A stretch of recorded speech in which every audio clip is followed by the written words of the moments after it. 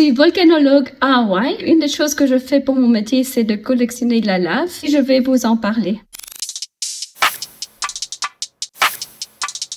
Ça fait 11 ans que je travaille comme volcanologue. C'est vraiment un rêve de travailler ici. Il y a beaucoup d'éruptions. Quand il y a une éruption, on doit prendre des échantillons. Et ça, c'est pour avoir une meilleure idée de ce qui constitue la lave, comment ça va évoluer. On met en costume, qui est très isolant. Enfin, même avec tout l'équipement qu'on a, on sent la chaleur. Souvent, on emploie une pelle et alors on prend la lave avec la pelle et on la met dans un petit seau. Ça refroidit instantanément. Alors, les coulées de lave à Hawaï, c'est disons 1200 degrés centigrades où ça sort de la terre. Pour la vitesse, ça dépend. Ça, c'est souvent quelques mètres par heure, peut-être 10 mètres, parfois un peu plus.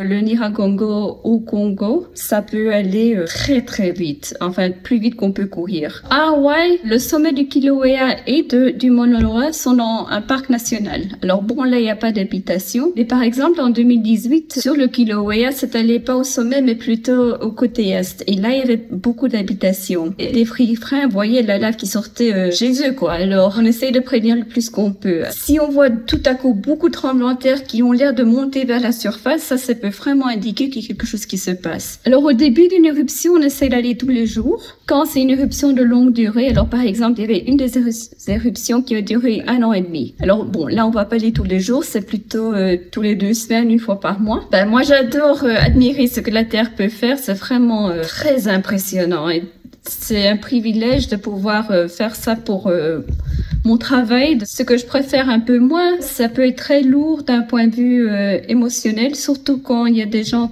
par exemple, qui meurent, ça c'est le pire. Ou bien quand les gens perdent leur maison, perdent leur village, ça c'est aussi très très lourd. C'est à peu près 100 000 $ par an. Chaque pays est un peu différent. Alors en Nouvelle-Zélande, c'était moins. Je suis allée à l'université aux États-Unis, j'ai fait un bachelor's en géologie et puis j'ai fait un master's au Royaume-Uni et puis je suis retournée aux États-Unis pour mon doctorat. En tout, j'ai fait 10 ans d'études. C'était un peu par hasard que j'ai tombé là-dedans. J'étais géologue et il y avait une excursion géologique en Californie. Enfin, je faisais mes études en Californie à cette époque et je suis tombée tout à fait amoureuse d'un volcan. Enfin, c'était vraiment inattendu. L'idée que la Terre avait une éruption ici, qu'il y avait des roches toutes neuves qui se sont produites et qui ont fait quelque chose de très joli. Juste le fait que la Terre était capable de ça, ça m'étonnait. Je voulais apprendre beaucoup plus. Et puis après ça, je dis bon, je passe ma vie à étudier les volcans et